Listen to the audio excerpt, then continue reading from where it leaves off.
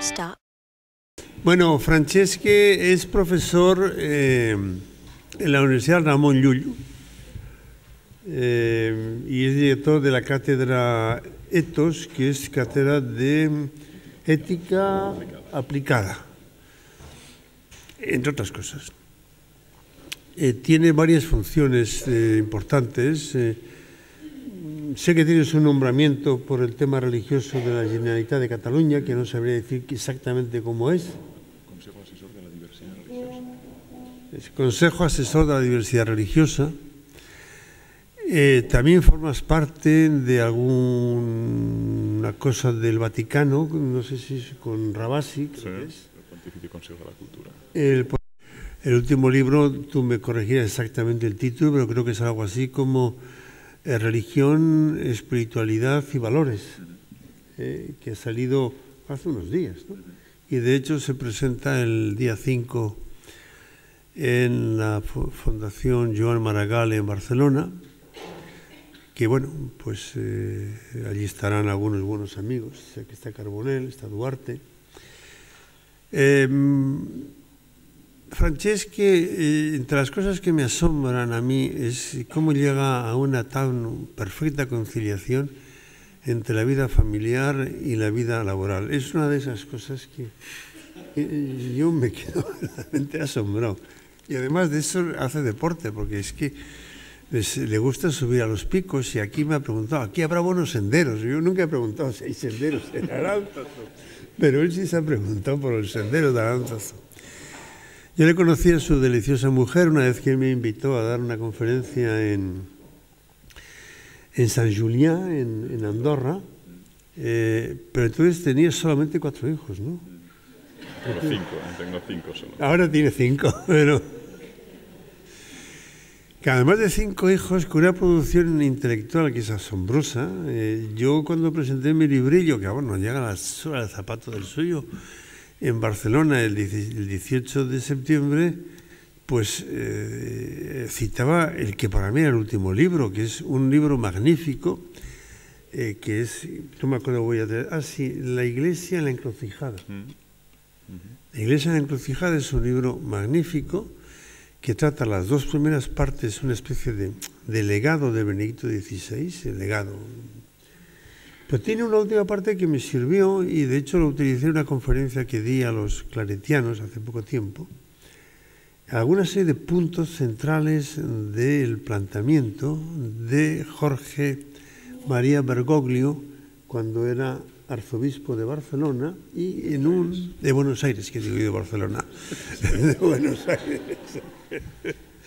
De Buenos Aires, y en diálogo con un rabí judío, que ese libro no he leído, pero seguro que es un libro interesantísimo. Después de eso ya sé que ha publicado otro libro, cuyo título no me viene a la cabeza ahora, y un tercero que es el que he dicho. Pero mire, hay uno que has publicado también. Los Maestros de la Sospecha. Los Maestros de la Sospecha. Entonces, yo me quedo anonadado, pero además os puedo asegurar que cuando leáis, yo le traje afuera un texto a hablar sobre el tema de la espiritualidad. Inteligencia espiritual. Inteligencia espiritual. Y bueno, yo recomiendo su lectura, seguro que ahora os va a apasionar lo que os diga. Y yo quiero agradecerle que esté aquí, porque yo no sé a qué hora se habrá levantado, pero ha desayunado ahora, por lo que me he enterado. Y después no se puede quedar a comer, no, comerá un bocadillo por ahí, porque a la tarde tiene que dar curso en Barcelona. Ese es Francesque. Gracias por venir. Sergio Patrico. Muy bien.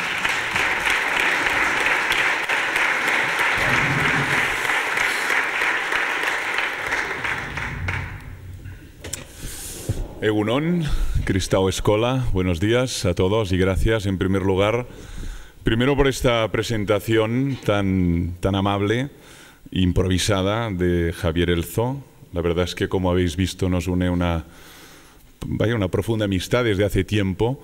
Hemos compartido mesa en entornos muy distintos y yo creo que además de mesa, pues una afinidad en el campo de las ideas y en la manera de comprender la realidad eclesial y en la manera de comprender la práctica educativa, ¿no? Eso hace que haya una afinidad, que hay una complicidad intelectual, además de humana, que es la que nos une, ¿no? Entonces yo voy a tratar algo aquí que es enorme, que tiene una complejidad extraordinaria, pero que no lo voy a tratar solo como un teórico que aborda algo así como cómo transmitir valores de naturaleza cristiana en instituciones que tienen un ideario cristiano, ¿no? Sino que lo abordo en el plano más estrictamente personal, ¿no? Es decir, lo que me voy a preguntar es no solo cómo hacerlo, sino también cómo lo hago yo en un ámbito que es una universidad, que tiene una inspiración cristiana y donde vivimos con enorme perplejidad esta transmisión, en ocasiones incluso con dramatismo, y observamos que muchos de los procesos habituales pues se frustran estrepitosamente, ¿no? Que aquellos mecanismos que tradicionalmente funcionaban en la transmisión de valores, lo que observamos, lo que constatamos, es que no se produce la transmisión, o al menos no observamos receptividad en esa transmisión, en ese esfuerzo comunicativo, ¿no? Entonces voy a organizar la presentación en 3 momentos. En un primer momento voy a tratar de abordar de qué hablamos cuando hablamos de transmitir valores, ¿eh? Porque partimos algo que no es nada obvio, que es que todos sabemos lo que es un valor, y nada obvio que es lo que sabemos que es un valor cristiano, ¿eh? Yo creo que se trata de ir más allá del tópico, más allá de lo que damos por supuesto, pensar qué es eso que decimos cuando decimos transmitir un valor y un valor cristiano. Luego me voy a referir a qué constelación de valores podemos denominar cristianos,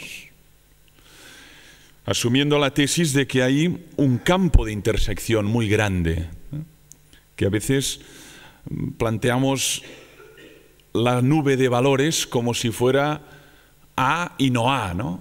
Que hay valores que son estricta y única y exclusivamente cristianos, y luego están los valores del denominado humanismo laico, ¿no? Como si no hubiera un campo de intersección, ¿no? Un lugar de encuentro, ¿no? Mucho más que un punto tangencial, ¿no? Por lo tanto, se trata de identificar qué son y qué nombre damos a esa constelación de valores, ¿no?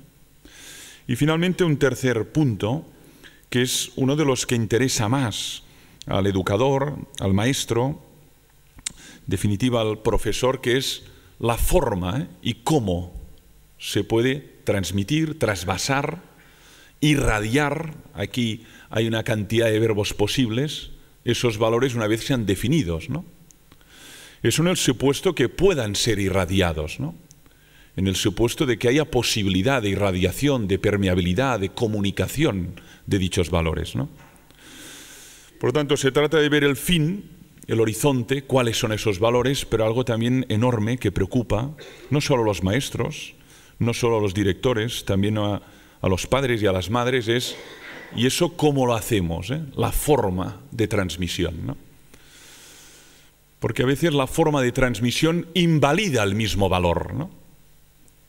No puede transmitir la paciencia con la impaciencia, o no puede transmitir la idea de inclusión desde la exclusión, o puede transmitir el perdón desde el resentimiento.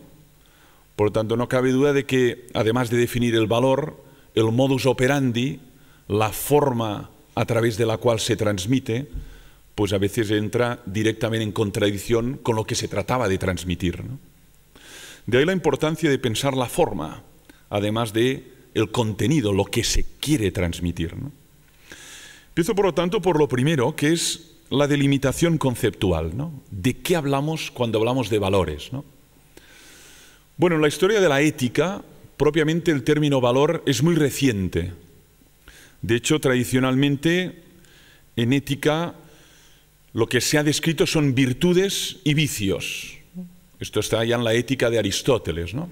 La ética Nicómaco, la gran ética, la ética Eudema, ¿no? Virtudes, aretai, y hay una identificación de virtudes prudencia, justicia, fortaleza, templanza, ¿no? Y luego una identificación de vicios, ¿no? Ese tipo de hábitos que consideramos tóxicos o perjudiciales para el desarrollo de una persona, ¿no? Pero el lenguaje de los valores es muy nuevo en la historia de la ética. De hecho, quien introduce este término y esta terminología es Nietzsche, paradójicamente, ¿no? Cuando utiliza el término diverte, que traducimos como los valores, ¿no? Y defiende la necesidad de una transformación de todos los valores occidentales, de naturaleza socrática y cristiana, ¿no? Pero propiamente hasta aquel momento no se utilizaba el término. Luego, en cambio, se ha convertido en la moneda corriente y se habla de valores en entornos muy distintos: escuela, empresa, deporte, ámbito político, ámbito ONG, ámbito comunidad religiosa, pero en sentido estricto es una palabra muy nueva en el lenguaje de la ética, ¿no? Luego, quien verdaderamente recoge el guante y lo desarrolla, al menos en el siglo XX, es Max Scheler, de donde yo me nutro, el filósofo alemán Max Scheler, en su denominada ética material de los valores. Lo digo para al menos identificar mi fuente de inspiración, ¿no? Porque verdaderamente el valor se puede definir de muchas maneras, pero a mí me parece que quien ha ahondado más en la denominada ética axiológica o ética de los valores es ese discípulo de Edmund Husserl, que fue Max Scheler, que murió en 1928, ¿no? La ética material de los valores. Además, este libro lo tenemos traducido, a pesar de que el título es más reducido, ¿no? Simplemente se publica como ética, pero el texto originario es ético material de los valores, ¿no? Bien, yo me inspiro en ese autor para hablar de los valores. Me parece lo más sólido que se ha escrito sobre la noción de valor en filosofía. Scheler, luego vendrá Stein, Hildebrand, toda una corriente que forma parte de lo que denominamos la ética de los valores, ¿no? Bien, ¿qué es un valor? Y luego hablaré de valor cristiano, ¿no? Pues un valor de entrada es una realidad intangible, ¿no? Es algo que no se puede tocar ni ver, ¿no? Cuando uno se refiere a la paciencia o a la justicia o a la virtud, que también son virtudes, ¿no?, de la fortaleza o de la solidaridad, esos son intangibles, ¿no? Cuando hablamos que una organización se inspira por determinados valores, estamos identificando lo intangible de esa organización. Son intangibles, pero se expresan en el modo y en el estilo de obrar de esa organización o de esa persona. Por tanto, el acceso al valor siempre es a través del estilo de vida. Yo no puedo decir de alguien que tiene o no un valor, tengo que ver cómo vive. Este señor es amable, este señor es humilde, aunque él diga que es humilde, si no puedo observar, cotejar en su estilo de vida si verdaderamente es humilde, simplemente es una interrogación si existe o no ese valor. Eso se puede aplicar también a una escuela, ¿no? Esa escuela dice que es cristiana. Bueno, por lo tanto se supone que hay unos valores que se inspiran en el Evangelio que nutren su práctica docente, nutren su práctica de cuidado, de atención a los educandos, ¿no? Bueno, hasta que no lo pueda verificar a posteriori, simplemente es una hipótesis de trabajo, ¿no? Dietrich Bonhoeffer, cuando analiza quién es un cristiano, dice, solo lo puedo decir a posteriori. En la parábola del buen samaritano queda muy bellamente expresado, ¿no? Solo después de ver cómo han actuado los tres frente al malherido, es posible responder cuál de los tres tenía el valor de la compasión, / solidaridad o / caridad. Pero antes, silencio absoluto. No tengo posibilidad de decir que ese valor está en esa persona. Por tanto, la definición de una entidad a partir de los valores solo podemos clarificarla a través de su praxis, ¿no? Los valores son intangibles, pero se expresan a través de los estilos de vida, de los modos de obrar, de la forma que tiene esa persona, esa organización, de desarrollarse en el cuerpo social. ¿Cómo lo hace? ¿Cómo interacciona? ¿Qué dice más Scheler? Dice, los valores no se agotan, son realidades inagotables, ¿no? siempre es posible ser más solidario. Siempre es posible ser más justo, ser más compasivo, ¿no? O sea, no hay ni persona ni institución que agote la totalidad de un valor, ¿no? Eso, desde mi punto de vista, es muy tranquilizador para una institución que se nutre en valores cristianos. Porque esta afirmación evita que caiga en dos extremos igualmente peligrosos. Uno, ya hemos realizado plenamente los valores, que eso lleva a la parálisis y a la muerte de esa institución. O la otra, es imposible realizarlo. No, el valor se realiza gradualmente y lo que es fundamental es identificar estrategias para poder ser más gradualmente presente ese valor en esa organización. Lo pondré con un ejemplo muy claro. La universidad donde yo me gano la vida, en su cuadro de valores está la vocación social. Fantástico. Eso conecta íntimamente con la naturaleza del Evangelio. No exclusión, apertura a todos, máxima receptividad a todos los colectivos. Sobre todo, subrayo, los más vulnerables. Bien. Y sin embargo, yo lo que observo en el aula es estudiantes del segmento de población de la burguesía catalana, pero no observo estudiantes que provienen de los banlieues, que dirían los franceses, ¿no? No hay ni uno. ¿Dónde está la vocación social? Bueno, ¿es posible gradualmente pensar estrategias inteligentes para que ese valor genuinamente cristiano se haga más presente dentro de la organización? Porque eso supone inteligencia, creatividad, capacidad de pensar modos de financiación distintas, pero sobre todo requiere una voluntad de ser coherente con el valor que se manifiesta en la página web, ¿no? Por lo tanto, el valor es intangible, se expresa en el estilo de vida, pero es gradual. También es un error esa organización que llega a la pretendida conclusión que ya se ha hecho perfecta realidad un valor. Entonces muere como organización. Siempre se requiere la tensión entre el ya y el todavía no, que diría Ernst Bloch, ¿no? El ya tenemos unos valores, pero todavía no podemos realizarlos en su plenitud, lo que exige inteligencia compartida, talento compartido, para tratar de ver cómo abrimos esos valores en el seno de la organización, ¿no? ¿Qué son más los valores según Scheller? Pues los valores según Scheller se distinguen diametralmente de los actos, de los hechos, ¿eh? También en la literatura anglosajona distinguen el the value and the fact, ¿no? El valor y el hecho, ¿no? El hecho es lo que acaece. La primera frase del Tractatus de Ludwig Wittgenstein, ¿no? ¿Qué es el mundo? El mundo es lo que sucede, lo que acaece. Se deshace en un conjunto de hechos. Esto es el mundo. Bueno, en cambio el valor no es un hecho. El valor es lo que desearíamos que fuera. Todavía no es una realidad presente. Por lo tanto, es horizonte de referencia. Me parece que la mejor idea es describirlo como un horizonte de referencia. Cuando una institución dibuja sus valores, una ONG, una escuela, lo que está dibujando es el hacia dónde va. Lo que en un lenguaje más técnicamente filosófico diríamos el telos, la teleología de la organización. ¿Hacia dónde va el barco? Va hacia allí. Lo que pasa es que la línea del horizonte jamás se toca. Es una aproximación asintótica, dirían los matemáticos, ¿no? Y como saben, la asíntota es esa figura que se cruza con el eje de abscisas y de ordenadas en el infinito, ¿no? Ergo, no se cruza nunca. Pero en cualquier caso, el valor es un horizonte de referencia. Como escuela cristiana, ¿qué horizontes proponemos? ¿Qué horizontes de referencia hay en la azotea de nuestras organizaciones, ¿no? Esto es de lo que estamos hablando. Y alguien dirá, ¿y esto de qué sirve? Eso sirve para al menos tener claro hacia dónde.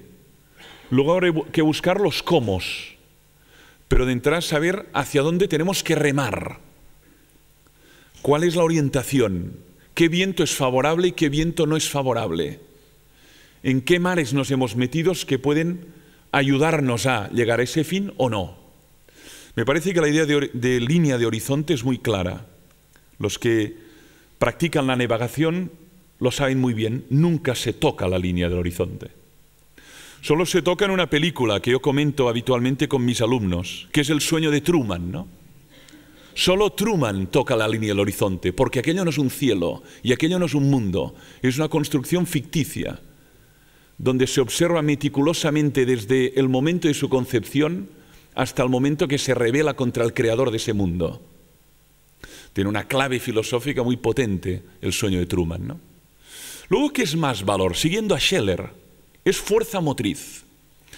Es lo que empuja, lo que mueve a una persona, lo que mueve a una organización, lo que mueve a un partido político, a un sindicato. Cuando hablamos de valores, hablamos de fuerza motriz, lo que empuja. ¿Qué nos mueve? Necesidades y valores. Naturalmente que está la necesidad. Y sin la necesidad no se entiende el movimiento de una persona. Tiene que comer, tiene que dormir, tiene que asearse, tiene que pagar una hipoteca durante 30 años, tiene que pagar la escolaridad de sus hijos. Sé de qué estoy hablando, ¿no? La necesidad es clave para entender el movimiento. Pero solo la necesidad.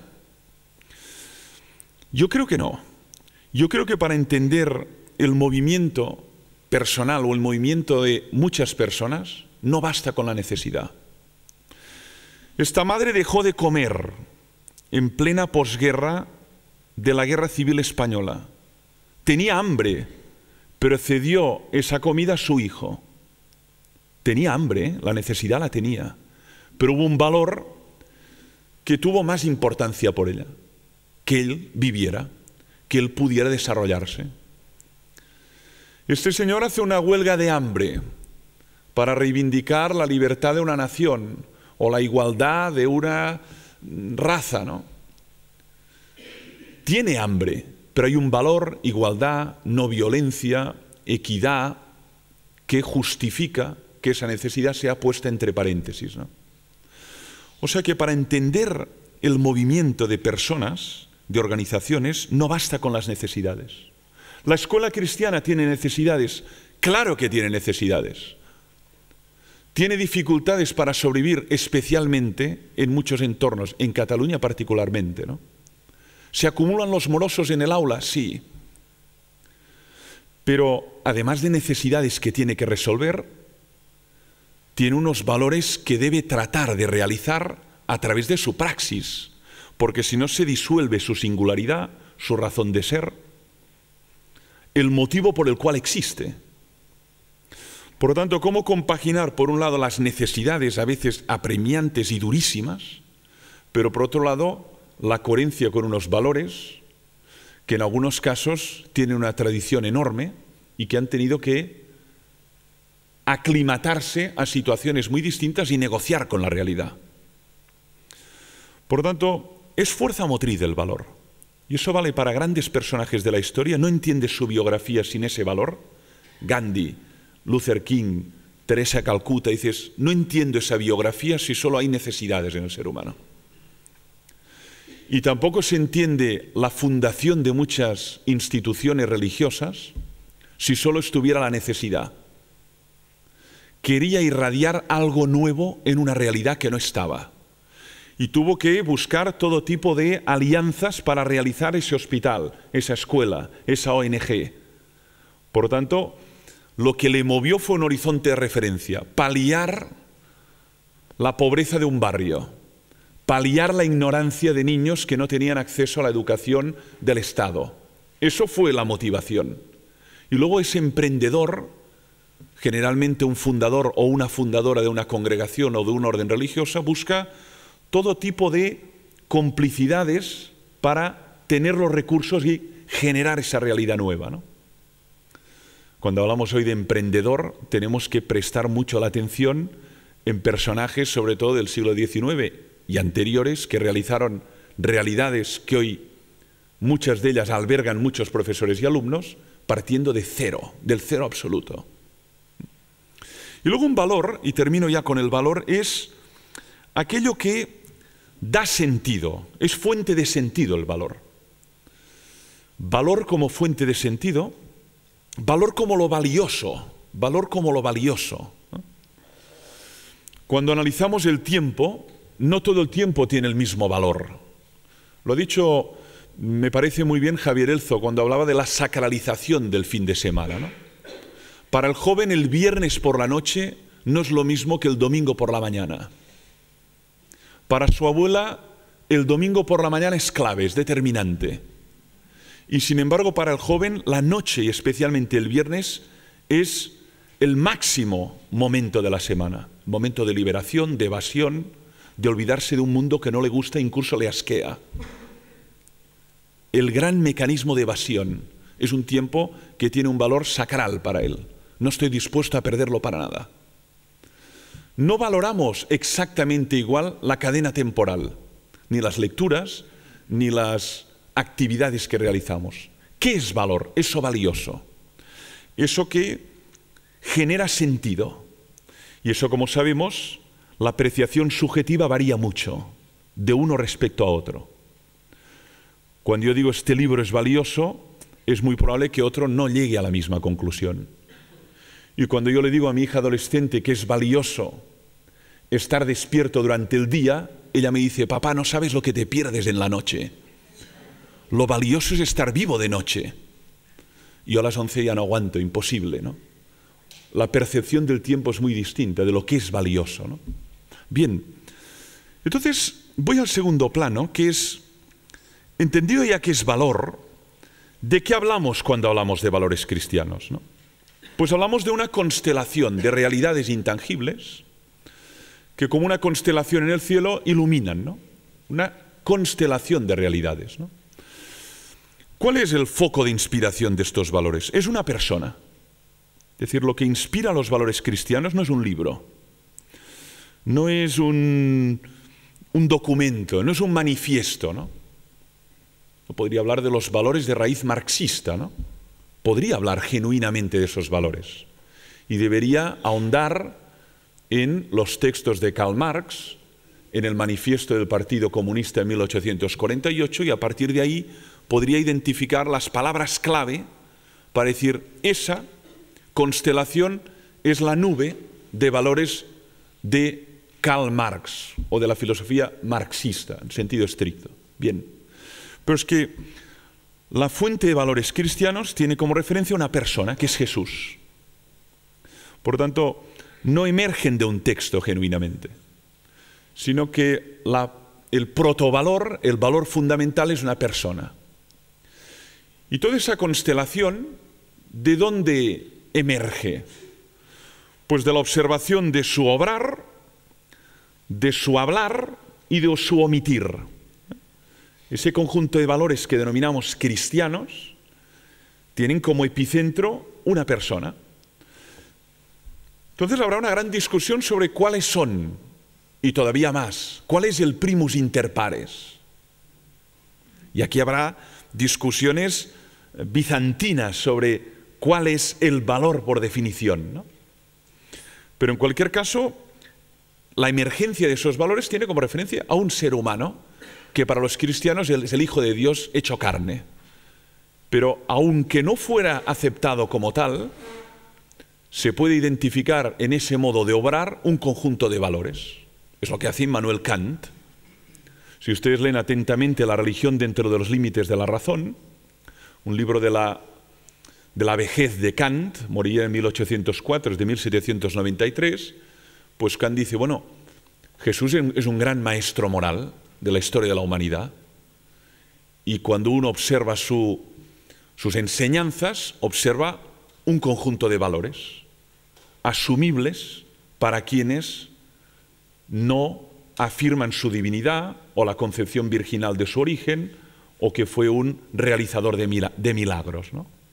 Por tanto, incluso quienes no aceptan ese artículo del credo que es Hijo de Dios, reconocen en Jesús un maestro moral, ¿no? Entonces, ¿qué son los valores cristianos? Pues es la identificación de esas realidades intangibles que emergen de sus enseñanzas, observando sobre todo tres niveles. las palabras, los discursos, el lenguaje narrativo. Jesús no hace una lista de valores, narra. Un hombre tenía 2 hijos. Un señor iba de Jerusalén a Jericó. Bueno, por lo tanto, lo que hay son narraciones. Y la primera dificultad es cómo extraer de estas narraciones valores. Pero en esas narraciones hay unas enseñanzas morales, ¿no? Por tanto, el punto de partida de entrada son narraciones, parábolas, historias. Luego están los hechos. ¿Qué hizo? ¿Qué hizo? ¿Cómo actuó? ¿Cómo interactuó? ¿A quién atendió de un modo predilecto? ¿Quién eran sus figuras especialmente atentas? Porque eso es el foco de inspiración de una organización que se inspira en él. Por lo tanto, estaba atento al niño, estaba atento al leproso, estaba atento al endemoniado, estaba atento a la viuda, estaba atento a la mujer, estaba atento al publicano. ¿Qué representan esas figuras de la vulnerabilidad en el siglo XXI? ¿Dónde están? Porque al fin y al cabo de lo que se trata es de releer estas narraciones y ponerlas al día, el famoso proceso del aggiornamento, ¿no? Cómo traducir esas narraciones hoy, ¿no? La homilía del Papa Francisco en Lampedusa me parece que es una traducción de la necesidad de no ser indiferente al dolor ajeno, ¿no? Cuando denuncia la globalización de la indiferencia en nuestro mundo, ¿no? Por lo tanto, narraciones, hechos, qué hace, y omisiones, sus silencios. También son fuente de valor. Los valores también se transmiten a partir del silencio. Piensen, por ejemplo, en un valor nada menor como el de la discreción. ¿Cómo se expresa ese valor sino callando cuando uno sabe algo, pero sabe que no puede decirlo porque le ha sido comunicado de un modo confidencial? La discreción se expresa a través del silencio, ¿no? El silencio también es foco transmisor de valores. La escucha es un valor. Lo que ahora vosotros estáis practicando es un valor. ¿Cómo se expresa el valor de la escucha sino practicando el silencio, ¿no? Lo que pasa es que el silencio es tan ambiguo que también puede ser un modo de expresar cobardía, ¿no? Usted tenía que denunciar, pero no dijo nada. Pasó de largo, miró a otro lado, calló para evitarse problemas. Por lo tanto, el mismo juego de lenguaje, que es el silencio, puede ser tan revelador de un valor como la discreción, la escucha, pero también de un contravalor tan terrible, pues como la cobardía o la complicidad con el mal, ¿no? ¿Cómo pudisteis callar frente a la barbarie? Y entonces aquí hay un pecado de omisión, para decirlo teológicamente, ¿no? Culpable por haber callado, por no haber denunciado, por no haber criticado, por haber acallado la voz profética, que es genuinamente cristiana también, ¿no? Oseas, Jeremías, Ezequiel, ¿no? Bien, entonces si uno se adentra en esa constelación, ¿qué observa? Yo creo que algunos valores que resplandecen más que otros. Y lo que observa también es que no es una constelación definida, sus límites son borrosos. Y que además se mezclan con otras nubes, ¿no? Eso que decía del campo de intersección, ¿no? A veces estamos obstinados en decir, es que el patrimonio de los valores lo tiene la escuela cristiana. Error. ¿Acaso la escuela pública no desea transmitir valores? ¿Acaso no forma parte también de la escuela pública el deber de transmitir valores como ciudadanía, tolerancia, equidad, libertad, responsabilidad, compromiso? Por supuesto que sí. Otra cosa es cómo se hace, pero en el mismo sistema educativo hay valores descritos en el preámbulo, en las 7 leyes ya que hemos tenido. Por lo tanto, aquello de resulta que hay una educación neutra axiológicamente, es un error monumental. No hay educación neutra axiológicamente. Lo que es más auténtico y coherente es explicitarlo. Para nosotros estos valores son fundamentales. Y cuando uno los explicita, se la juega. Porque entonces fácilmente vendrá alguien con el dedo e identificará la incoherencia. Ahora, si no los explicita, nunca dije que eso era un valor para mí. El perdón, la equidad, la libertad, nunca dije que era un valor. Pero si para usted un valor es la libertad, ojo con limitar la libertad de expresión, de pensamiento, de creencias y de movimientos en la organización que usted lidera. Porque el valor libertad está contemplado en el ideario. De ahí hasta qué punto exige la delimitación de los valores y la identificación, ¿no? Por lo tanto, no creo que sea de recibo atribuir solo la educación axiológica o en valores a la escuela cristiana. Yo creo que hay un campo de conexión muy profundo entre los valores que se transmiten desde un humanismo laico a los valores que se transmiten desde un humanismo trascendente o cristiano, ¿no?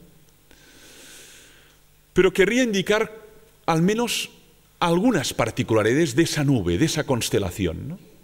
Lo primero que quiero indicar es que cuando hablamos de valores cristianos hablamos de valores de máximos. Ya saben que esta terminología en la ética, sobre todo en nuestro país, se ha utilizado mucho en los últimos 20 años. Ética mínima, ética de máximos, ¿eh?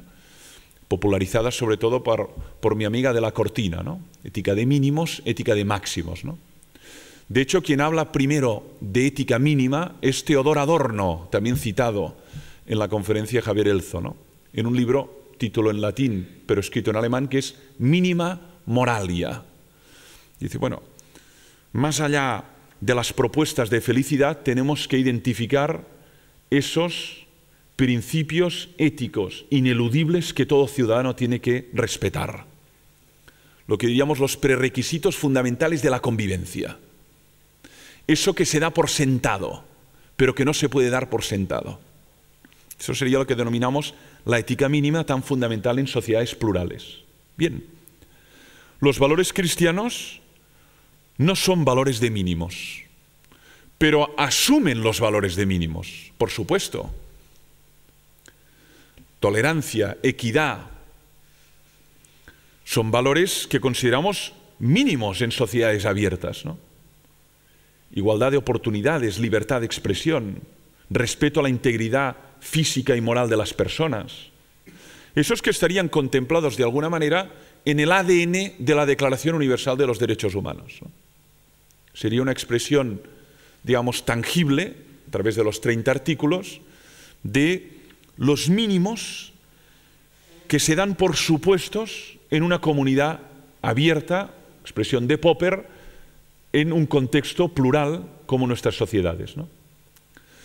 Bueno, esa tarea, ¿quién la tiene? Las comunidades educativas públicas, pero también cristianas, identificar esos mínimos. Sin embargo, los valores de naturaleza cristiana son de máximos. Y ahí primero radica un problema, ¿no? ¿Qué significa de máximos? Significa que son propuestas que trascienden, tensan la capacidad humana, ¿no? Es decir, eso que se nos propone es tan sumamente difícil de realizar que es muy fácil experimentar la frustración o la desazón, puesto que eso que se nos propone es verdaderamente difícil a través del ejercicio de la pura voluntad. De ahí la necesidad de la apertura a la gracia, la escucha de la palabra, el valor de los sacramentos, porque solos es enormemente difícil que se haga realidad. Alguien dirá, bueno, pero es que también los valores mínimos son muy difíciles. No lo niego. Hay contextos donde el mínimo ya es el máximo. Garantizar que no se muerdan en el aula, que alguien diría esto es un mínimo, pues en algunos lugares ya es un máximo. Garantizar que respeten la equidad entre hombres y mujeres y que no haya sexismo o discriminación de raza, eso que diríamos que es un mínimo y que está contemplado en el artículo 1 y 2 de la Declaración, en algunos lugares caracterizados por el racismo y el sexismo, ya es un máximo. Todo depende lógicamente de los contextos. Pero cuando digo que son de máximos, me refiero a que son propuestas que uno tiene la sensación humana de que le trascienden. ¿Eso pasa solo con los valores cristianos? No. También pasa con los valores budistas. También pasa con los valores de la comunidad judía y musulmana, ¿no? También pasa con los valores de otras tradiciones espirituales de la humanidad. Que eso que se propone es un horizonte de referencia que exige elevarse mucho, trascender mucho. Y por otro lado, orar mucho, para decirlo de algún modo, ¿no? Bueno, ¿y de qué valores me estás hablando, no? Identifico algunos, ¿no? Algunos que son, yo creo, genuinamente valores cristianos. Y aquí sigo a Paul Ricoeur, también citado. Paul Ricoeur habla de que en la ética cristiana hay un exceso, un hibris, una desmesura. Que lo que se nos exige es algo que trasciende la mera racionalidad, ¿no? Una cosa es amar al que te ama, otra cosa es amar al enemigo. Ojo, ¿eh? Ojo. Esto es un exceso, dirá Ricoeur, que era cristiano reformado, ¿no? Esto es un exceso, una hibris. Pero es que lo que exige la ética cristiana no es que ames a los que te amen y a los que forman parte de tu tribu o de tu sintonía o de tu partido, o que ames al otro, al extraño, al otro, incluso al que te ha ofendido. Claro, frente a una propuesta de ese tipo hay dos posibles soluciones. Esto es alogía, es irracional, o eso es divino. Yo opto por la segunda, pero me parece también legítimo que uno diga, perdona, esto es irracional. La mayoría de mis amigos agnósticos dicen, esto es irracional y además imposible. Pero sin embargo, una exigencia fundamental es ese amor incondicional y de carácter universal, ¿no? Alguien dirá, bueno, pero en la historia identificamos encarnaciones de ese amor, sí, los santos. Los santos reconocidos o ignorados, da igual, los santos. Es decir, cuando hay santidad, hay ese tipo de amor incondicional que incluso frente al ofensor o frente al victimario no se desata la venganza o el resentimiento o el odio. ¿Eso es un valor de máximos? Por supuesto. ¿Es único en el cristianismo? No. También está en el Antiguo Testamento, como denominamos en clave cristiana, y también está en el Islam la referencia a el amor incondicional a todos. Otra cosa es el islamismo radical, pero los fanatismos son cánceres que están en las grandes tradiciones. Una cosa es el cuerpo, otra cosa es el agente maligno que circula por el cuerpo y que al final puede generar metástasis en todo el cuerpo. Pero no hay que confundir lo que es el islamismo con el islam. Con ninguna forma de fanatismo hay que confundir el cuerpo de una religión, ¿no? Por lo tanto, el primer valor para mí, primus inter pares, es ese amor incondicional que no conoce ni genera distinciones. Hay otro valor que para mí es clave, que es la gratuidad, que son contextos caracterizados por el cálculo, la estrategia, la razón instrumental, que me das, que te doy, que aportas, que aporto, el do des, que diría San Agustín. Eso no cabe duda de que también es un valor de máximos, ¿no? Se trata de dar siempre y no pensar si me dan. Narraciones y parábolas que ahondan en la práctica de la gratuidad hay muchas en el Nuevo Testamento. No lo voy a ilustrar, pero hay muchísimas. Donación. Y de hecho, una gran parte de las escuelas y comunidades educativas cristianas que se fundaron en el 19 tenían esa finalidad fundamentalmente, dar conocimiento, dar cobijo, dar educación a un colectivo que no podía tenerla de ningún modo porque el estado de bienestar era ciencia ficción. Ahora tenemos un estado del bienestar enormemente precario y frágil que no sabemos cuánto tiempo durará esta aventura. Ojalá dure mucho, pero en cualquier caso en aquel momento la finalidad era dar formación, educación, desarrollar esas habilidades en niños que no tenían, y niñas, ninguna posibilidad de crecer en la calle. Luego podemos discutir cómo se hizo, claro que sí. Si se adoctrinó o no, claro que sí. Si se utilizó el recurso a la violencia o no, claro que sí. En aquellas y en tantas otras. Pero en cualquier caso, el motor fue dar un recurso que nadie daba a esas realidades. Y eso es lo que inspira a tantas organizaciones que hoy operan en el denominado tercer mundo o países en vías de desarrollo. Gratuidad, dar. Pero claro, lo que ocurre es que cuando uno contempla ese valor, se da cuenta que nosotros, además de dar, tenemos la expectativa de recibir.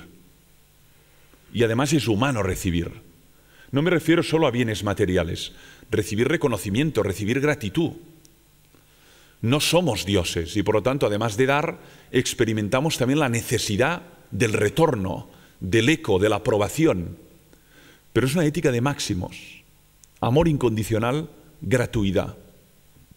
Por tanto, allí donde hay cálculo, difícilmente hay gratuidad. Piensa en el tema ese, qué difícil es cuando uno tiene una organización inspirada en ese valor, ¿no?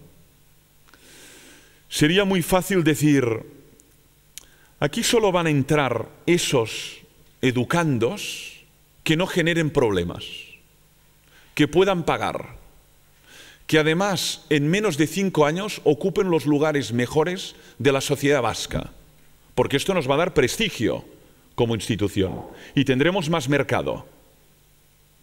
Bien, pero ¿y la gratuidad? ¿Y el dar a todos sin mirar a quién? ¿Y el dar sin pensar si habrá o no compensación? Pero por otro lado, quien dirige tiene que negociar con la realidad.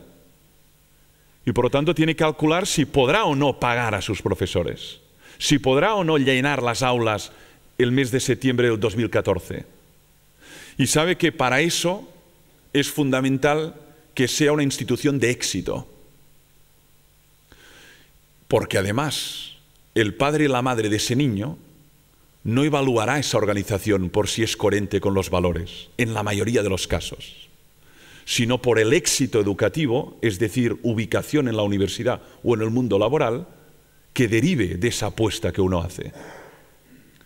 Está verificado a través de estadísticas, al menos en la escuela cristiana en Cataluña, que la gran mayoría de los padres que optan por esa educación en la escuela cristiana, que es muy mayoritaria en Cataluña, como aquí en el País Vasco, no lo hacen por razones ni religiosas ni ideológicas, sino por el prestigio, la imagen, la seriedad.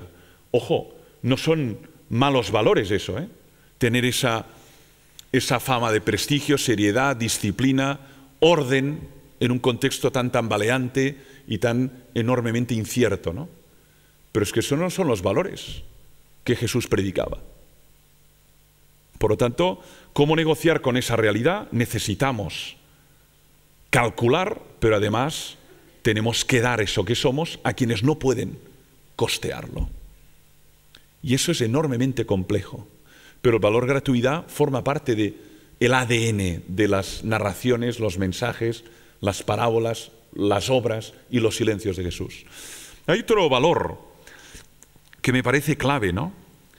Que es el valor de, y además está muy claramente expuesto, de la dignidad igual o la igual dignidad de todos los seres humanos, ¿no?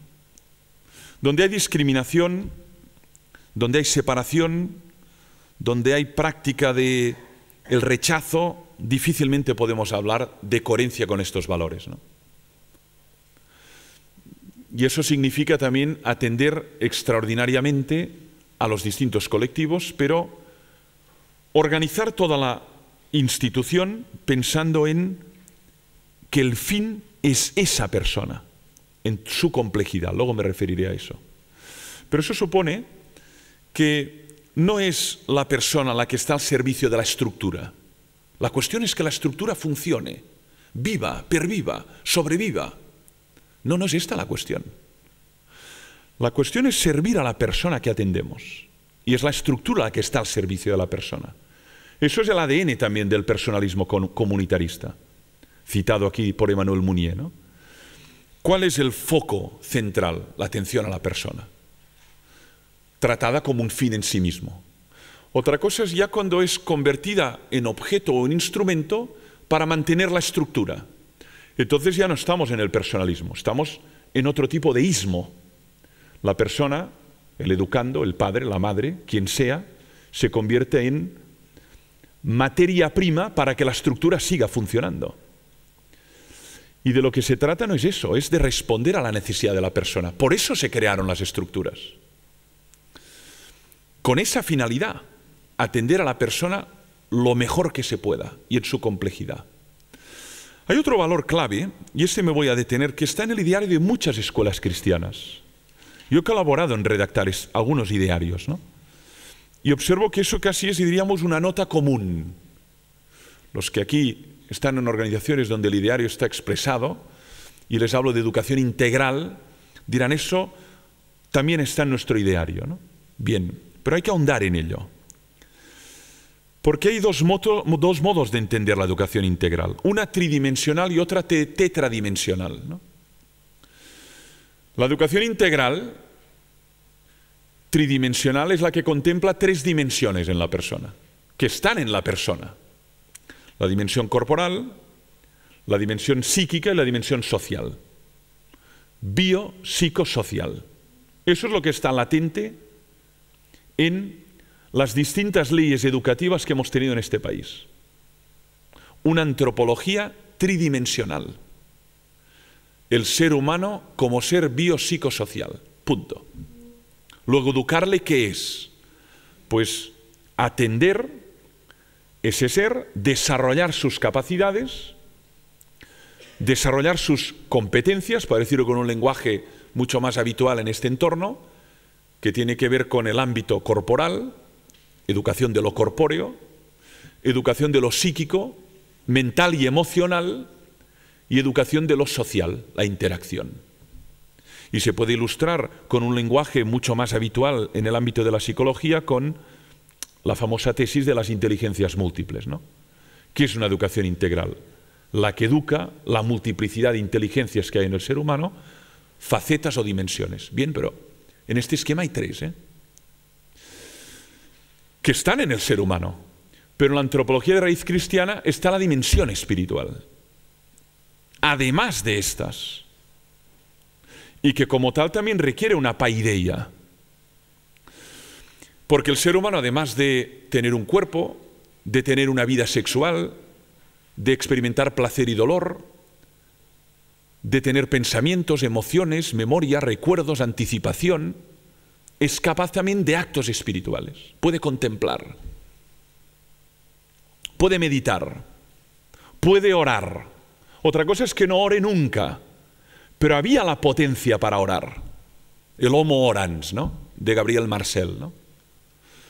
Pero si nadie nunca enseña a ese niño a orar, ¿cómo va a desarrollar esa potencia? Si nadie nunca enseña a ese niño a meditar, ¿cómo va a desarrollar esa capacidad? O a interrogarse por el sentido de la vida, ¿no? O a sentirse parte de un todo. O a tener una relación personal con un Dios personal que denominamos Jesucristo, ¿no? Es decir, el olvido o la ignorancia de esta dimensión significa limitar la práctica de la educación integral a esas 3 dimensiones. Y de lo que se trata es, además de esas 3, desarrollar la dimensión espiritual, que en cada entorno tendrá unas características distintas. Es lógico que en la escuela cristiana esta educación de lo espiritual se desarrolle desde un ideario coherente con esa organización. Pero lo que sería insensato es, uno, olvidar esa dimensión o ningunearla. No existe. Les pondré un ejemplo. Yo cada semana enseño a casi 300 alumnos, si sumo los grupos. El jueves, como ven, no tengo clase y entonces hago otras cosas, ¿no? Pero durante la semana estoy en el aula. Y a veces les provoco, ¿no? ¿Alguien de aquí ora? 80 estudiantes de tercer curso en la Facultad de Periodismo. Les enseño ética, ¿no? Imaginen qué perspectivas de éxito tengo, ¿no? 0, ¿no? Pero enseño ética, ¿no? ¿Alguien de aquí ora? Todo el mundo callado, ¿no? ¿Alguien de aquí conoce alguna oración? Y levantan la mano una minoría, 20, 25. Digo, a ver, ¿qué oraciones conocéis? Padre Nuestro, el Ave María. ¿Y el resto? ¿No sabéis el Padre Nuestro, el Ave María? No. Yo lo he leído por el Google hace una semana, ¿no? No lo sé, no lo he leído, no lo conozco, ¿no? Bueno, pueden orar, no oran. Otra cosa es por qué no oran. Pero gran parte de estas personas que tengo en el aula se han formado en la escuela cristiana. Es decir, una gran parte de los alumnos de los que se nutre nuestra universidad proceden del tejido, que es muy tupido, ¿no?, de escuela cristiana que hay en Cataluña, ¿no? Y sin embargo observas que esta dimensión está seca o está por desarrollar o está en un estado atrofiado o germinal, ¿no? Entonces, claro, la pregunta es, ¿qué es educar desde una perspectiva cristiana o a la luz de los valores cristianos? Tener en cuenta la pluridimensionalidad de la persona, la complejidad de ese ente que es la persona. Y eso no significa que solo afecte lo espiritual, sería caer en un espiritualismo. Ha pasado históricamente, ¿no? El mes de María, misa, comunión, meditación, oración, ese superespiritualismo, que fue en algunos casos excesivo y absolutamente centrado en ello la identidad cristiana, pues en muchos casos ha dejado de existir y en muchos casos ha tenido un efecto claramente contraproducente. No quiero oír nunca más hablar de una capilla. Me hartaron de entrar en capillas. Y sin embargo hay alumnos que lo que han vivido es todo lo opuesto. Nadie jamás me habló de que yo podía contemplar, meditar o orar. Y entonces se aficionan a un tipo de comunidad legítima que les enseñan a meditar o a orar, ajena a la realidad cristiana, pero con devoción empiezan a hacer meditación a los 35 años. Eso es muy habitual en colegas de mi universidad, ¿no?, formados en escuelas cristianas, ¿no? Quizá porque yo nunca fui educado en una escuela cristiana, lo veo de otro modo, ¿no? Pero lo que observo es eso, ¿no? Paradójicamente, ese que fue educado allí toma distancia por exceso, basta, y el que quizá no fue educado tiene interés en... Un filósofo catalán que a veces es muy puntiagudo en sus afirmaciones, afirmaba que se encontró Xavier Robert de Ventós a sus hijos leyendo a escondidas el Nuevo Testamento en el lavabo de casa, ¿no?, porque yo les había prohibido leerlo. ¿Y por qué les había prohibido? Porque a mí me atosigaron con él. Por tanto, por esa extraña ley de la acción y reacción, tenemos lo que tenemos, ¿no? Pero una educación integral no debe focalizarse exclusivamente en un área. Entonces la hipertrofias y las otras áreas quedan atrofiadas, ¿no? Por ejemplo, aquí se hablaba en la presentación de Javier Elzo, ¿no? Necesitamos una educación de lo corpóreo, una sabiduría del cuerpo. ¿Qué hábitos tienen? ¿Cómo comen? ¿Cómo son conscientes o inconscientes de su vulnerabilidad? ¿A qué velocidad ponen su cuerpo? ¿Qué hábitos sexuales tienen? ¿Qué consecuencias tienen esos hábitos? Urge una sabiduría del cuerpo.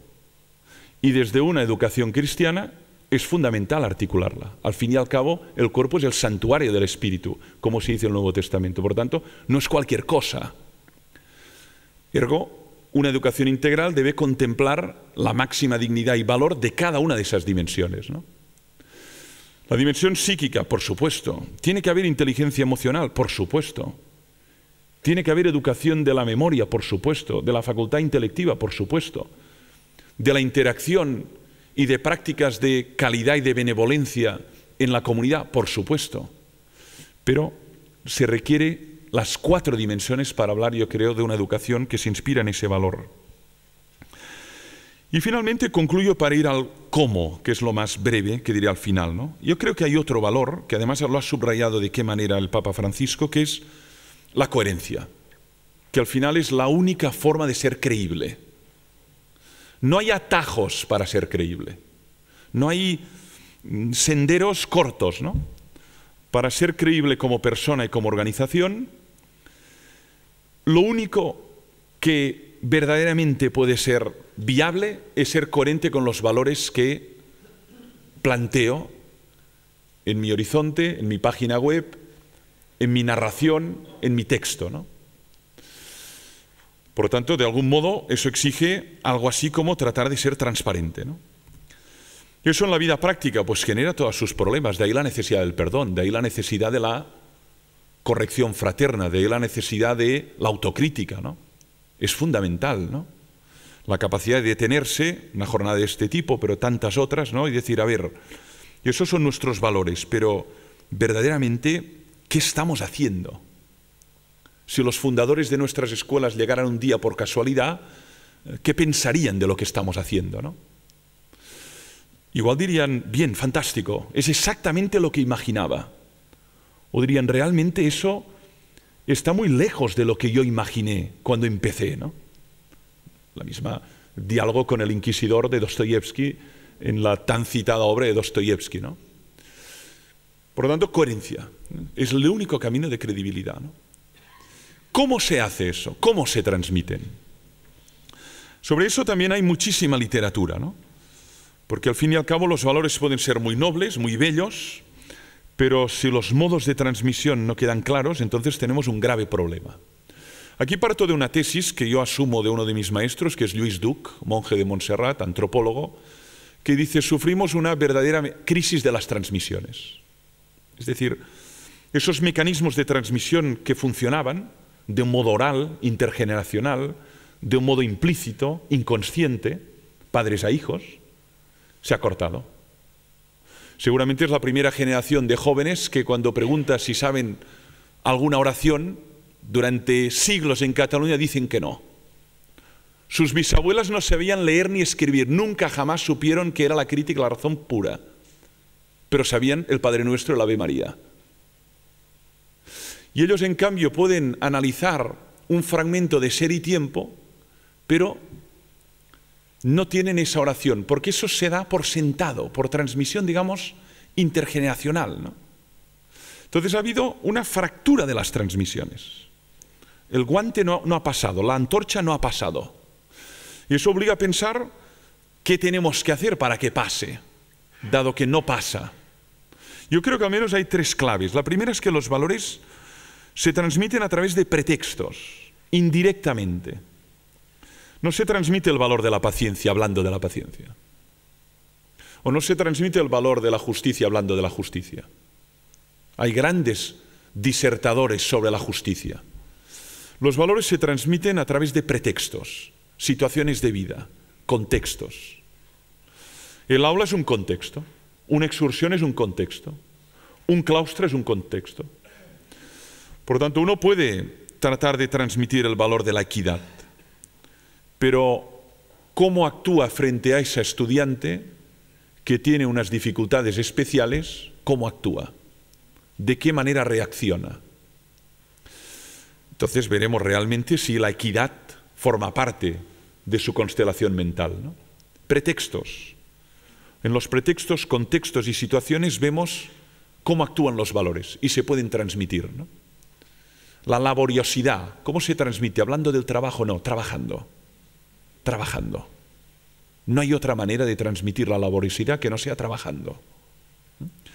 Hay otro elemento que quiero subrayar, que es que el valor solo se transmite por continuidad, es decir, tenacidad, constancia, tesón, ¿no? En catalán decimos una frase que igual en euskera está, desconozco esta lengua, ¿no? Por desgracia, ¿no? Una flor no fa estiu, decimos, ¿no? Una flor pues, no es suficiente para hablar de verano, ¿no? Tiene que haber muchas. Pues bueno, para transmitir un valor como la paciencia, la justicia, un valor como la gratuidad, un valor como la generosidad, un valor como la compasión, la repetición, no hay más. Eso es muy cansino, ya lo sabemos. Repetitio mater studiorum est, lo decían los clásicos, ¿no? La repetición es la madre del estudio. No tenemos el don de la simultaneidad. Y al final ese niño ha adquirido el hábito de levantarse cuando una persona mayor entra. ¿Cuántas veces se le ha repetido? Y al final ese niño dice por favor y dice gracias. ¿Cuántas veces le hemos repetido que las cosas se piden por favor y después se dice gracias? Y al final ese niño es capaz de estar atento a un grupo vulnerable y no caer en una forma de discriminación. La continuidad es básica. De ahí que los agentes todos están implicados. El que está en el aula y el que no está en el aula. La comunidad educativa formal y la informal. Porque solo la continuidad es lo que puede garantizar una posible transmisión, ¿no? Y finalmente hay un tercer elemento, y concluyo, que es que en el caso de la transmisión de valores, el factor tiempo juega un rol decisivo, y vuelvo a coincidir con la tesis de Javier Elzo al final de su exposición, ¿no? Es decir, cuando un valor queda sentado, es muy difícil de anticipar, de hacer prospectiva, ¿no? Cuando queda en el calado de la persona, en el adentro de una persona, ¿no? Es muy difícil anticiparlo, ¿no? ¿Por qué? Porque el grado de recepción es muy desigual, ¿no? Y eso quienes tenemos varios hijos y hemos tenido muchos alumnos lo observas, ¿no? Que a veces pueden pasar años, ¿no? Y a veces reconoces que tu padre tenía razón, o cuando ya no está, o cuando tú eres padre, que es lo que me pasó a mí, ¿no? Es decir, reconoces frases, ideas, imperativos que en casa recibías mientras comías, ¿no? En la mesa, que en aquel momento no entendías. Era imposible asumir, ¿no? Tu padre dice: hijo, en la vida no te regalan nada. Dices, bueno, de momento a mí me lo han regalado todo, ¿no? Esa es la primera impresión que tengo, es que me lo han dado todo. Para empezar, la vida. Pero luego sí que, a través del desarrollo, te vas dando cuenta que este axioma funciona en muchos entornos, ¿no? O sin esfuerzo nada, ¿no? Bueno, esas frases que han sido evocadas, en ese plano de un niño de 10 años, quedan ahí, pero están ahí. ¿Y cuándo cogen vida? Es decir, ¿cuándo hay la receptio, ¿no? ¿Cuándo hay la asunción del valor? Quizá muy a posteriori. Tan a posteriori que no le puedo dar ni gracias por lo que me enseñaste, ¿no? Eso indica un valor que también es fundamental, que es esta, por un lado, esperanza y por otro lado, paciencia del tiempo, ¿no? Es decir, uno va sembrando, pero no tiene ninguna garantía de que el resultado sea inmediato. Y son contextos donde se subraya especialmente la inmediatez, la aceleración, la cuenta de resultados, la evaluación empírica de cómo se han transmitido y queremos verlo ya después de 2, 3, 4 años. Eso genera muchas frustraciones, ¿no? Pero una cosa es verificar que este niño sabe la tabla del 7. Otra cosa es verificar que este niño sabe quién era Miguel Hernández o García Lorca, ¿no? Pero otra cosa es verificar que este individuo será sensible a los más vulnerables cuando dirija una empresa. ¿Y esto cómo voy a verificarlo? Pues bueno, hasta que no sea empresario y vea su sensibilidad, no podré verificar si realmente el valor está o no en él. Pero quizá eso que uno ha labrado cuando tenía 10, 12, 15 o 18 años, ha calado. Y en aquel momento, a la hora de tomar la decisión, tiene en cuenta el dolor que generará si toma una determinada decisión que afecta a muchas personas en situación vulnerable, ¿no? Por eso la paciencia y el tiempo es clave. Muchas gracias por la atención. Una pregunta que me formulaba Javier Elzo ahora en el descanso, y que era una observación a la conferencia que he impartido, es dónde queda el valor de la trascendencia, ¿no? Yo lo ubico dentro de la dimensión espiritual de la persona como una forma de vivir esa espiritualidad, y una espiritualidad que reconoce a Dios y una espiritualidad que no lo reconoce. Hay espiritualidades de distintas formas, ¿no? Panteístas, politeístas, ateas, cósmicas. La espiritualidad cristiana es una espiritualidad trascendente, ¿no? Que reconoce la alteridad y que entiende que con esa alteridad se puede establecer un vínculo, una relación, y esa relación es lo que denominamos fe, esa relación personal, íntima, de cada ser humano con esa realidad otra que denominamos Dios, ¿no? Por tanto, educar en la trascendencia es, por un lado, reconocer que está la dimensión espiritual, si no hay posibilidad de educar en la trascendencia, pero además suscitar ese encuentro, ¿no? Crear las condiciones para que tenga lugar ese encuentro personal con Dios, ¿no? De hecho, decimos siempre que la fe es un don, y en tanto que don, pues, por un lado, no es algo que se pueda transmitir, como quien trasvase el agua de un río a otro, pero sí que uno puede crear unas condiciones más adecuadas para que tenga lugar ese encuentro, ¿no? La frecuencia y la actitud del silencio, ¿no? Pues no cabe duda de que el silencio puede ser un ámbito donde tenga lugar ese encuentro, ¿no? El valor del símbolo, ¿no? Aquello que decía Ricoeur, ¿no? Le symbole donne à penser, ¿no? El símbolo da que pensar. Bueno, pero el símbolo puede ser un instrumento de trascendencia, ¿no? Un relato, ¿no? Una celebración, ¿no? La experiencia, pues, de la naturaleza, ¿no? Yo creo que hay distintos pretextos que pueden activar el ser trascendente, ¿no? El ir más allá de lo inmediato, ¿no? Pero de lo que se trata es obviamente de generarlos, ¿no?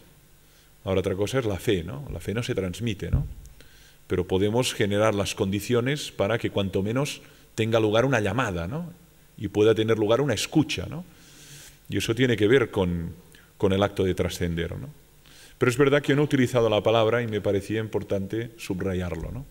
Yo creo que el valor trascendencia forma parte de esa dimensión que digo espiritualidad, que está dentro de una educación integral del ser humano, ¿no? Te quería preguntar que yo en la escuela, con los niños, veo que tienen una sensibilidad muy grande para lo religioso. Es algo que tienen dentro y que se abren fácilmente.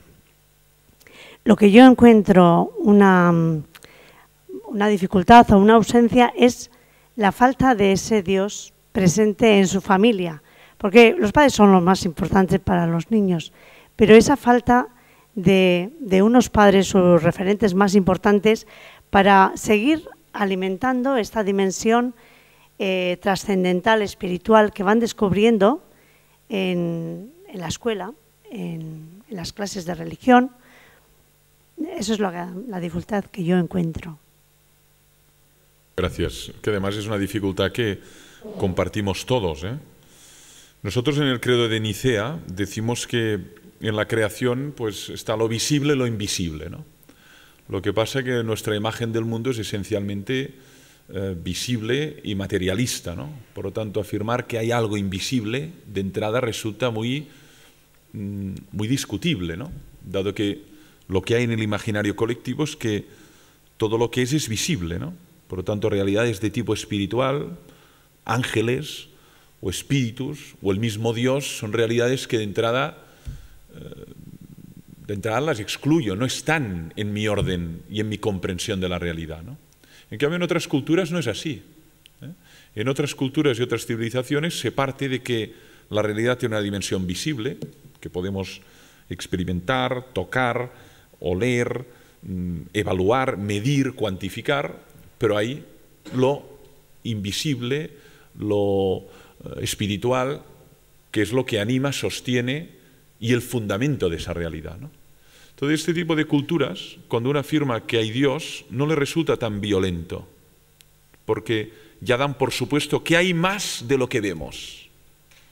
Pero en culturas tan hipermaterialistas o marcadamente materialistas, afirmar que hay más que lo que vemos resulta una afirmación completamente gratuita, y que el otro dice, pruébalo, que yo de Tomás, pruébalo, porque de entrada yo lo que observo es lo que hay, y lo que hay es lo que observo, ¿no? Entonces, claro, cuando uno habla de Dios, pues es el gran ausente en sus vidas, ¿no? Dios no está presente, es el gran ausente. ¿Cómo hacer presente el que está ausente? ¿A través de qué gestos en el mundo de lo visible se hace presente lo que es invisible, ¿no? Y eso verdaderamente es una dificultad enorme. Pero nosotros partimos de la idea de que la realidad es más que lo que captamos, que lo que podemos captar a través de los sentidos, ¿no? Y que precisamente su fundamento, o lo más fundante de ella, no es visible, ¿no? Pero que se expresa en lo visible, ¿eh?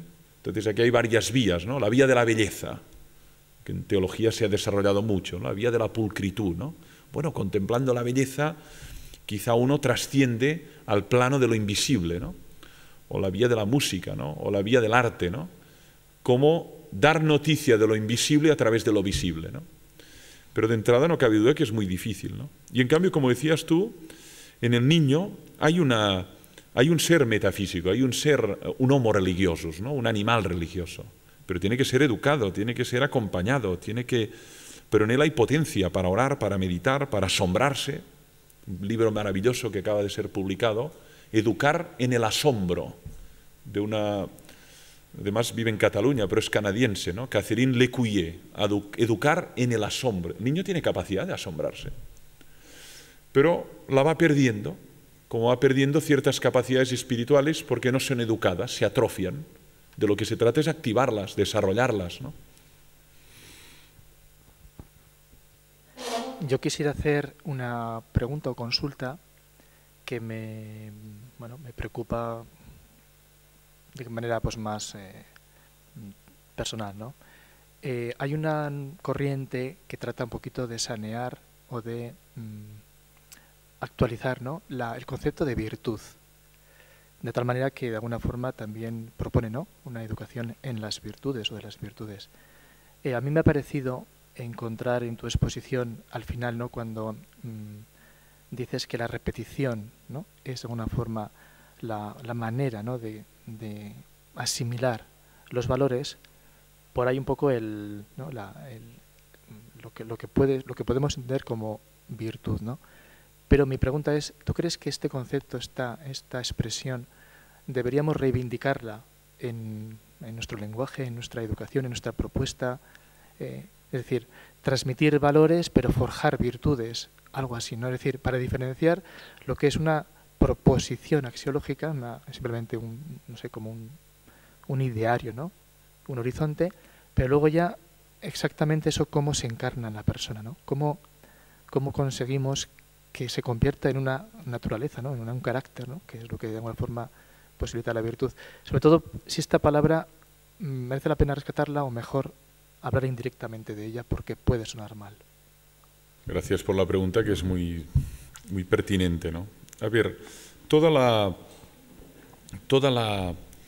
el desarrollo de la denominada ética de las virtudes o ética aretaica, a veces se utiliza el término griego, ¿no?, sobre todo tiene que ver con la publicación del libro de McIntyre, ¿no?, After Virtue, en el 81. Y en estos 30 años, verdaderamente, en el ámbito anglosajón, incluso en muchos ámbitos norteamericanos, canadienses, se ha desarrollado con mucho eco, una especie de ética de las virtudes, ¿no?, muy inspirada en el neo-aristotelismo, ¿no?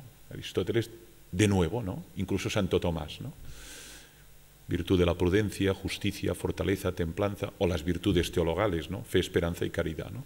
Bien. Y en estos ámbitos ha tenido un eco notable, ¿no?, verdaderamente, y además en la ética aplicada. Yo me dedico a eso, ¿no?, y observo en libros del ámbito anglosajón de lo que denominan ellos Applied Ethics, ¿no?, que a la hora de hablar de una enfermera no se habla solo de los principios ética mínima que debe regular su praxis, que están expresados en el código deontológico, sino las virtudes que debe tener una enfermera. Paciencia, discreción, empatía. Hay listados, pero una cantidad de listados enormes según el libro de ética de la enfermería que uno lee, ¿no?, o de la ética de la docencia, ¿no? Y sin embargo lo que observo es que en el ámbito, no solo nuestro, sino en el ámbito mediterráneo e incluso latinoamericano, la palabra virtud está proscrita. Porque en el imaginario colectivo la asociamos a algo ñoño, anacrónico, obsoleto y clerical, sorvirtudes, ¿no? Y por lo tanto es difícil resucitar esa palabra, ¿no?, aunque yo lo he intentado, y lo he intentado en contextos nada cristianos, ¿no? Y cuando lo intentas en esos contextos y no hay prejuicios anticristianos, hay una recepción muy positiva, ¿no? Hoy se hace una ética de las virtudes en escuelas de negocios. En las 10 más importantes del mundo, y entre ellas está IESE, por ejemplo, en Barcelona, o ESADE, o ICADE en Madrid, pues aparecen profesores de ética del management o del businessman, ¿no? Y dice, bueno, ¿cuáles son las virtudes, ¿no?, que debe tener un gestor, un director general? Bueno, y se habla explícitamente, inspirándose en bibliografía norteamericana que a la vez se ha inspirado en McIntyre, ¿no? Entonces yo creo que merece la pena resucitar la palabra, quitar de ella todas esas incrustaciones tan negativas que tiene y vincularla a algo que es precristiano, ¿no? Es decir, de la arete habla Aristóteles, y luego hablan los estoicos, y luego hablan también los epicúreos, ¿no?, y luego, lógicamente, los padres de la Iglesia, pero la virtud no es un invento cristiano, ¿no? Aristóteles es el primero que formaliza una ética de las virtudes, ¿no? Entonces, yo creo que merece la pena esta operación, porque si no, al final, valores son horizontes de referencia, pero la virtud se adquiere a través de la repetición, la imitación del virtuoso, la mímesis, y luego esto es lo que va, como te decías tú, configurando carácter, forjando carácter en tu misma expresión, ¿no? Y eso sí que es fundamental. Algún autor habla de la corrosión del carácter o de el misterio de la voluntad perdida, expresión de José Antonio Marina, es decir, bueno, lo que necesitamos es que estos chavales que salen después de 16 años de un centro tengan carácter, tengan una vertebración y tengan unas virtudes, porque se enfrentarán a un mundo tan inhóspito y tan incierto que si no es que se van a derrumbar. Cuando les saquemos de esa especie de esfera de protección, ¿no?, o de burbuja, que es muchas veces la escuela o el entorno familiar, ¿no? Porque yo soy partidario de resucitar esta palabra, ¿no? Pero entiendo los prejuicios, la animadversión que puede generar en ciertos colectivos por su asociación con lo clerical, con lo obsoleto, con algo ya superado. Para nada. En estos contextos que digo se publican día sí, día no, libros sobre ética de las virtudes aplicada a colectivos distintos, ¿no? Yo creo que muchas veces ponemos el foco en los educandos, ¿no? En estos alumnas que tenemos en los colegios, ¿no? Pero, por ejemplo, a la hora de trabajar, ¿no?, la inteligencia espiritual, ¿no?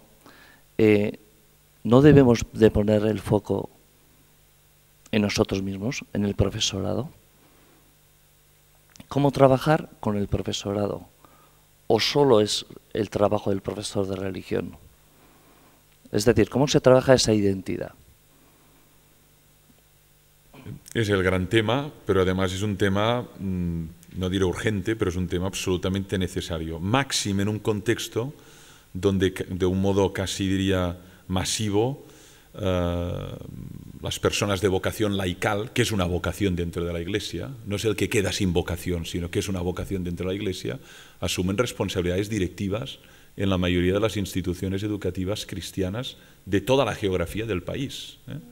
En Cataluña es extraordinario observar lo que ha ocurrido en los últimos 20 años en el mundo de los jesuitas, de los escolapios, de las vedrunas, de los maristas y de tantas otras familias, congregaciones y órdenes, ¿no? Por lo tanto, se impone ciertamente una reflexión de decir, bueno, no solo porque esa figura a quien se le suponía ya pues unos valores y unas virtudes desaparece del aula, pero es que desaparece también de la gestión, dirección, del liderazgo de esa comunidad educativa, ¿no? Porque hay 5 y solo hay una que puede liderar y además es muy anciana. Esto en Cataluña es el pan nuestro de cada día, ¿no?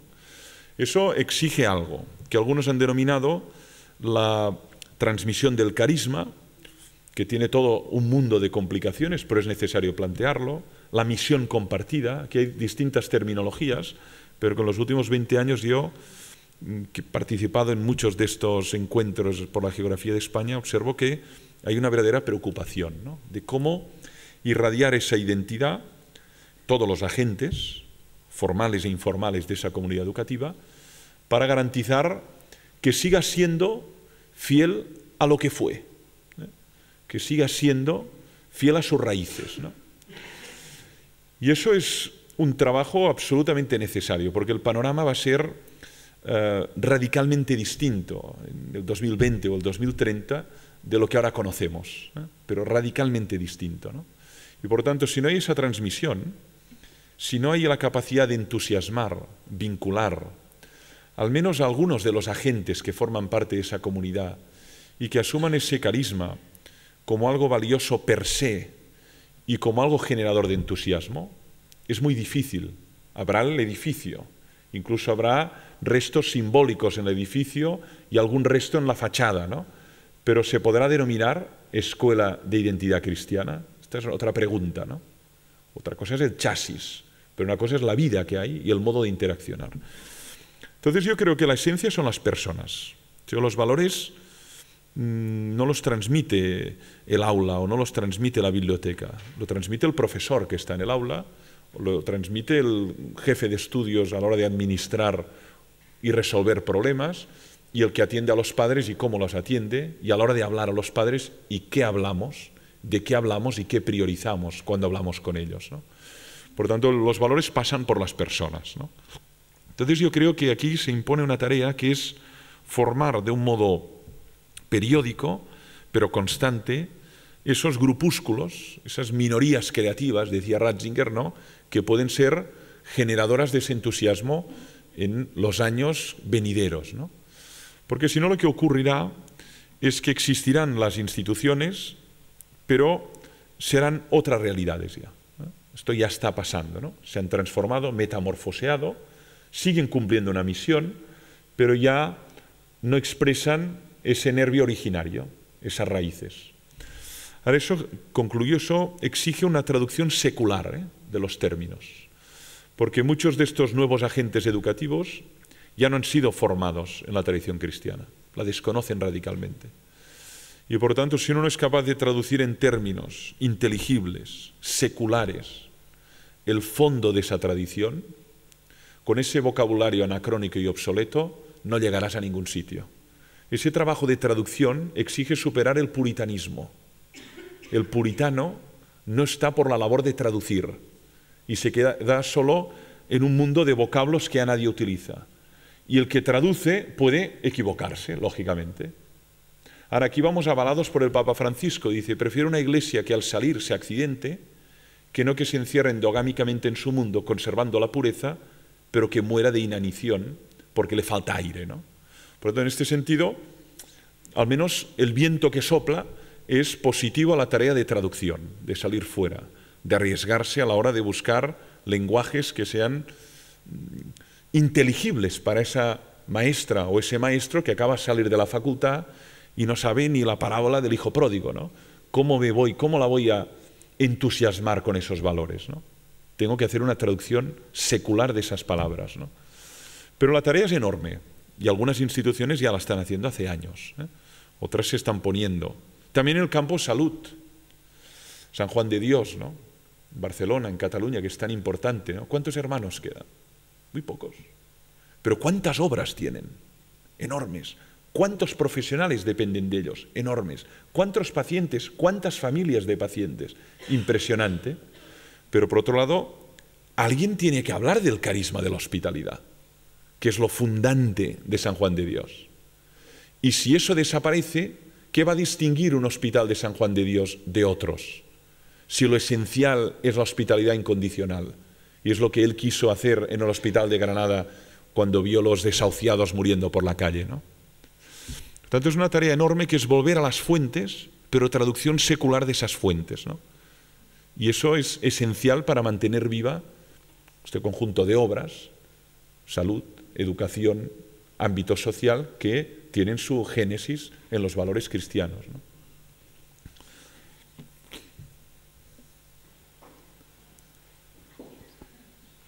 Hola, lo primero, darte las gracias por la ponencia, que me ha gustado mucho. También te escuchamos un grupo que estamos aquí en Guadarrama en verano, en un encuentro de los agustinos que hubo.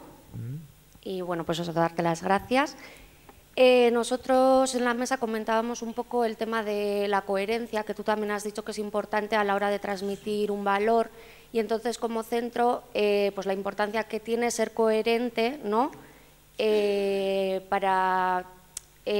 O sea, de cara también a lo que se ve, ¿no? O sea, que si tú en tu ideario tienes un valor como propuesta, pues que el centro sea pues coherente con ese valor y que lo cumpla, ¿no? Pero por otra parte, pues también decías que un valor nunca se cumple del todo, y que también cuando lo expresas, pues siempre va a haber personas que es más fácil apuntar la incoherencia, ¿no? O señalarla. Entonces, siempre va a haber incoherencias en realidad, ¿no? Porque si nunca se cumple del todo un valor, va a ser más fácil ver la incoherencia que la coherencia. Cómo conjugar un poco esas dos cosas y pues que resalte más lo que se hace bien y la coherencia a lo otro. Sí, es el peligro de identificarlos, ¿no? Es decir, uno de los motivos principales del ateísmo, como dice Gaudium et Spes, es la incoherencia de los cristianos, ¿no? Esto ya lo dice Gaudium et Spes, ¿no? Es decir, bueno, Concilio Vaticano II, ¿no? Cuánto ateísmo ha generado una mala coherencia, una incoherencia o un antitestimonio de los cristianos, ¿no?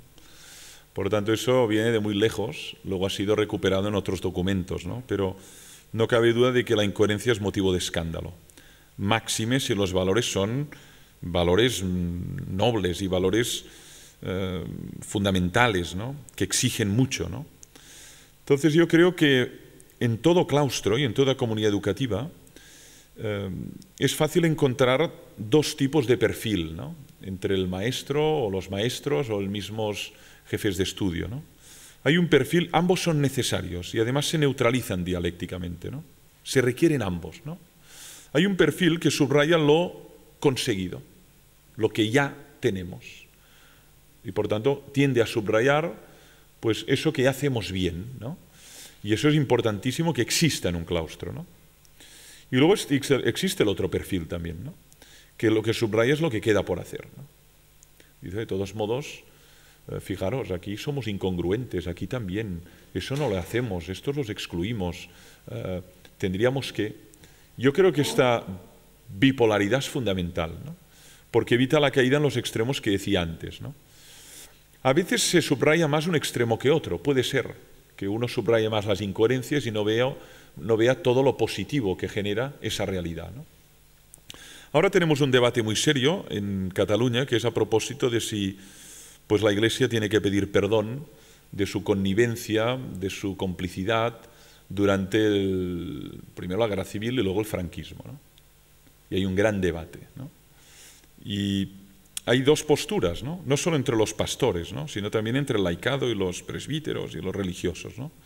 Hay quien considera, bueno, no es necesario ya pedir perdón por eso, ya hemos pedido perdón por los tantos hechos de la historia, no es necesario un texto específicamente identificando este periodo, porque eso va a alimentar a los enemigos y va a dar más razones al laicismo, decir, lo veis, cómo sois unos cínicos. Pero por otro lado hay quienes piensan, yo lo pienso así, y así me he definido y me ha costado más de un disgusto y de discusión, de que yo creo que identificar los periodos de la historia, y especialmente recientes, donde no se ha estado a la altura, o donde se ha vulnerado explícitamente los valores evangélicos, es fundamental para tener un mínimo de credibilidad. Y además eso viene avalado no solo por Tercio Milenio Adveniente Juan Pablo II, que animó a las iglesias locales a lamentar públicamente y a pedir perdón, y algunas lo hicieron, otras no, sino que también viene avalado por un texto precioso de una Comisión Teológica Internacional que lideró Ratzinger, que es Memoria y Reconciliación, donde animaba a pedir perdón por esos episodios simplemente dramáticos o antitestimonio de la Iglesia, ¿no?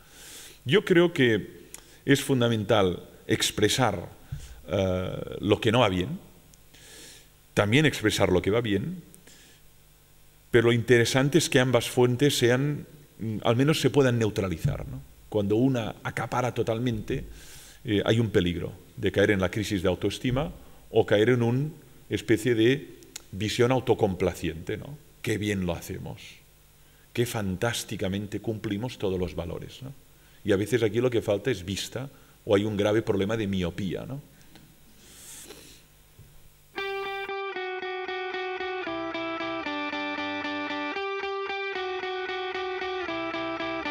Stop.